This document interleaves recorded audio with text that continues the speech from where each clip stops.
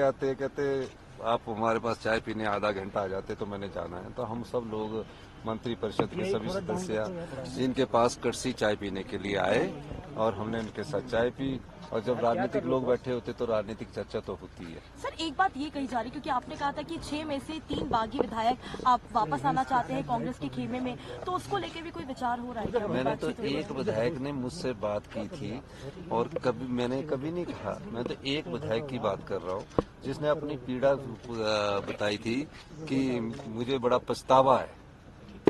बस उसके ज्यादा मैंने कुछ उनकी बात में से ज्यादा हुई नहीं है। सर आपने आज एक शब्द का इस्तेमाल किया, काला नाखून। देखिए बात सुनिए, मैं ये कहना चाहता हूँ राजनीतिक जीवन में जो पार्टी को धोखा देते हैं और जिस पार्टी के चुनाव चिन्ह पर होते हैं वो काले नाग और काले सांप कहलाते हैं।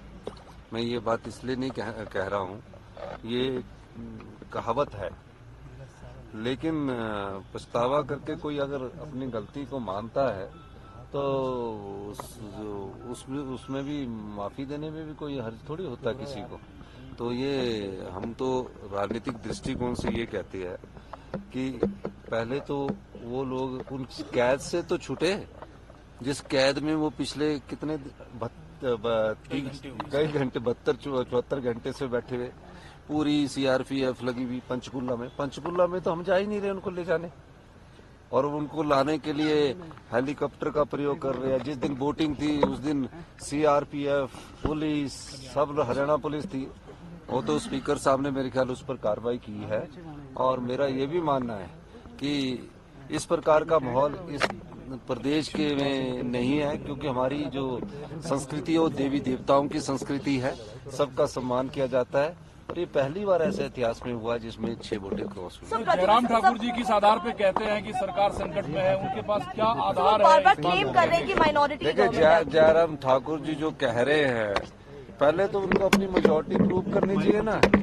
अब मेजोरिटी है नहीं और ऑपरेशन लोटस की बात करते हैं, तो ऑपरेशन लोटस कैसे हो सकता है?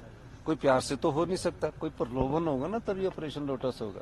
पर ये लोकतंत्र की मजबूती के लिए अच्छे नहीं है। जयराम ठाकुर जी को समझना चाहिए कि जनता ने हमें 5 साल का मैंडेट दिया है। 5 साल बाद आप हमारा जाइए, लोगों की अदालत में जाइए, हमारे खिलाफ बोलिए, लेकिन ये ऐसा नहीं होना चाहिए कि प्रलोभन देकर आप एमएलओ को अपने पाले में कर रहे हैं।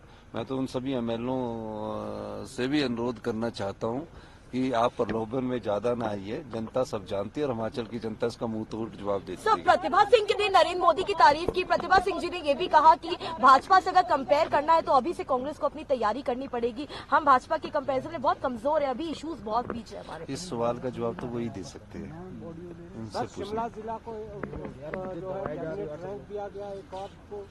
देखिए शिमला जिला के सबसे वरिष्ठ नेता हमारे नंदलाल जी है, 4 बार के विधायक है, रामपुर से जीत कर आया था और सबसे वरिष्ठ है।